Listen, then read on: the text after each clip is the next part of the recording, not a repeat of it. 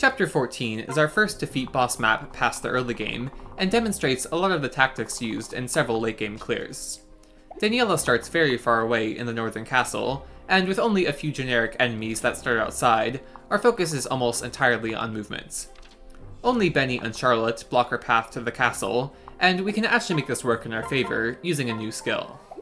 To help with the movement of this and several chapters to come, I promote Hinoka into Falcon Knight. In addition to the extra move, Falcon Knight will let Hinoka have some strong combat with the Bolt Naginata, and even E-rank staves is enough for the fixed 110 range rescue, which pretty much defines our pace in combination with our busted new units.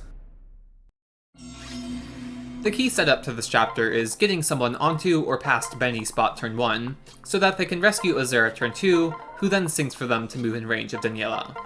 We can't exactly defeat both Benny and Scarlet on player phase and have someone else move past them, but we can utilize the lunge skill to swap spaces with the pair. Benny is set to not move, which also means we can't lunge him, but Scarlet can move.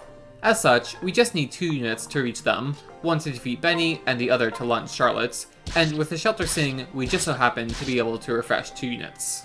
With a Night Kill and a Dual Strike, Saizo just barely gets enough experience for lunge in time. I don't believe you strictly need the combat lead to have lunge for this chapter, but it frees up space to accomplish some other side objectives. Instead of using Rinka to shove the rescue user onto Scarlet's spots, we can have her use an HP tonic to give Azama another heal target, and our new Wyvern Lord Scarlet can get a paladin kill instead of just having her perform the lunge. This chapter doesn't make it obvious, but Scarlet is the busted new unit I was talking about, which mostly comes down to her movement utility. I know I keep saying that we can never have enough promoted 8-move units, but it really is true, and Scarlet goes above and beyond with her unique class set on top of amazing physical combat stats. She can't do what Saizo does, since she's lacking competent 1-2 range, but we need her just the same to pull off several of her clears.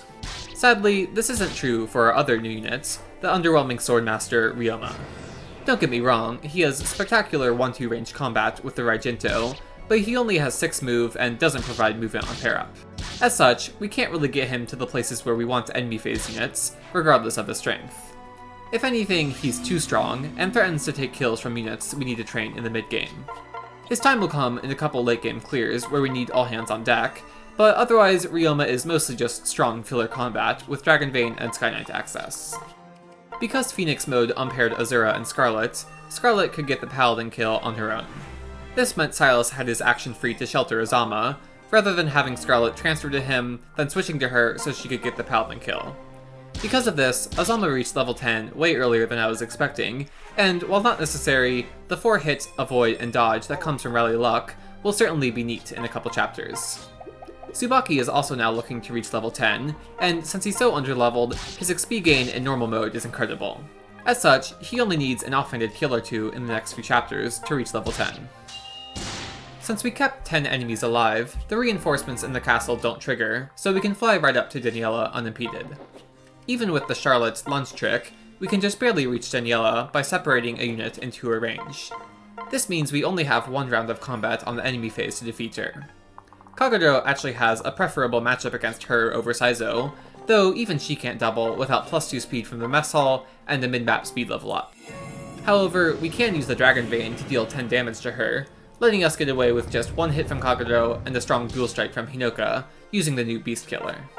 With the Brass Shuriken, Kagero has 100 hits, and Hinoka has 92 listed with the Beast Killer. As always, Kagero loves the boss kill experience, and so does Hinoka. Even though she already reached her main goal of promoting, Rally Speed is waiting for her at level 5, which Saizo really wants for some late game clears. He didn't do much combat here, but don't worry, we'll get back to our usual Saizo dominance very soon. And that's chapter 14 completed in 2 turns. Thanks for watching, and I'll see you next time.